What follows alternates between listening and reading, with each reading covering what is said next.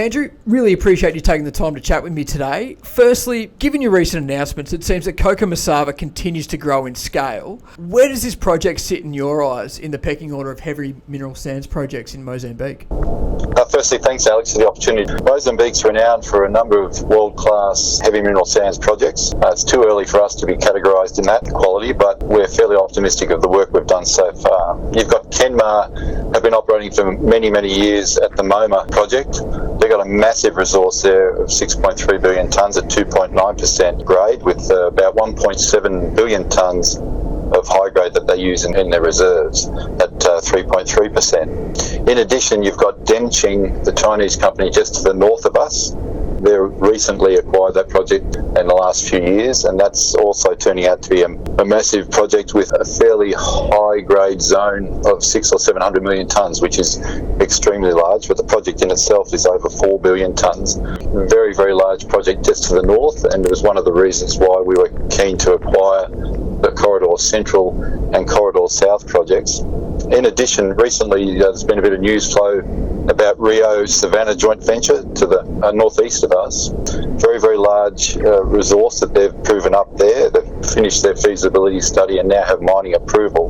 That's looking to be about 4.4 billion tonnes at 3.9% grade, and they're looking at initial mine life on the high grade area of 30 years, about 480 million tonnes at 6% total mineral sands. So it's too early for us to tell you where we sit in that, but for investors to understand, we've identified a 20-kilometre footprint, and we've done drilling down to about 50 metres, pretty much across that entire footprint. We went a little bit deeper in some areas. 20 square kilometres by 50 metres represents 1.8 billion tonnes of resource. So we're certainly building a significant footprint, and we've already identified that the resource seems to be open pretty much at depth and open at the perimeters to the southeast, to the southwest, to the north and to the northeast. So we've got a lot of areas that we can continue to expand the footprint. As you mentioned there, the footprint has grown to over 20 square kilometres. You've said it's open in all directions and at depth. In your view, is that 20 square kilometre footprint just the beginning? And could you hazard a guess as to how big this project could actually grow? It's hard to guess. It's not an industry where you really can guess, but the exciting thing for us is all the work we've done to date. Every drill hole we've done has come up with grade at surface, and that's very important for heavy mineral sands because you need to be able to get to the high grade areas via an economic pathway, and by that I mean you can't afford to be stripping resource to get to a grade. Where our project looks exciting is that we've actually got grade at surface, so that we won't require a strip. Now, the size of the footprint and the size of the ore body, at the moment we're looking at about a 1.8 billion tonne resource area so far.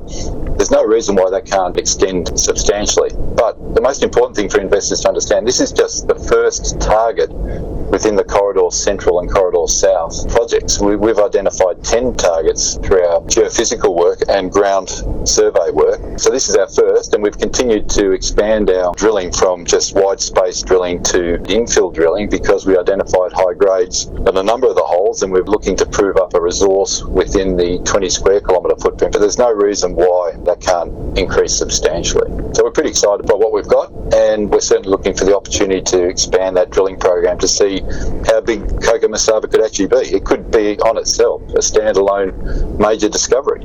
As you mentioned there, you've been getting pretty good grades from the recent auger drilling results, and you've talked about moving to infield drilling imminently. And a bit of a technical one for you, Andrew. Is it fair to say that the infield drilling is going to demonstrate what you already know? And how do you expect the ore body to behave during that program? Oh, that's a great point. An opportunity to describe in lay terms the methodology towards exploration programs. I mean, some of our investors have asked us, why have we put so much emphasis on the auger drilling? We found that the auger program to be of enormous value. But the auger drilling is effectively just a shallow drilling method. It is, for all intents and purposes, drill holes, but only down to 10 metres. So that gives us a great data feed into any resource estimation that we would do in the future. The wide space drilling that we did initially, when you talk to the mineral experts, the wide space at 1 kilometre and 500 metres allowed us in theory to get to what they call an inferred resource, and that would be sufficient for us to, I suppose, go to the market with an inferred resource. But once we got such good results, we decided to move to an infill drill program at a 0.5 kilometre spacing to allow us to move some of that inferred resource to indicated resource. And what we've further done is we've taken the results we've got from the auger drilling down to 10 metres and the drilling down to 50 metres with the wide space drilling program to identify the best areas for us to go and do some infill drilling. And that's what we've just completed and announced last week, and the results were very, very good. What we've announced to the market to date on the drilling program, that's down to 50 metres, has only been visual estimation. So we're very optimistic that the visual estimates will be supported by assay results, and those assays are now feeding into the lab, and hopefully we'll have a flow of assay results over the next 6 to 8 weeks. So it's been a step program from trying to take a wide space attack to see what we've got, then fine tune and do some infill drilling once we had good results to hopefully help us improve it up to an indicator resource in the future. And just finally, Andrew, I noticed that you've gone into a trading hold. Could you just provide the reason behind that? Yeah, with the upcoming assay results heading to the lab in Perth, the board decided that with that information flow to come, there'd be so much flow of information in a short period of time that it wouldn't be possible for us to raise money in that period. So we took the decision to raise money this week. We've gone into a trading halt effectively on Monday, the 2nd of December. Hope to come out of trading halt on Wednesday, the 4th, and what we're looking to do is raise some money so that we can continue the activities that we've been doing. I mean, the infill drilling that we've done to date has been extremely successful, but we've also identified additional areas now to drill, and we'd like to get onto that as quickly as we can. As I mentioned to you before, our plan was to do a resource estimation. Well, we've now got enough data to do that, so we want to press ahead with that and move quickly to a resource estimate.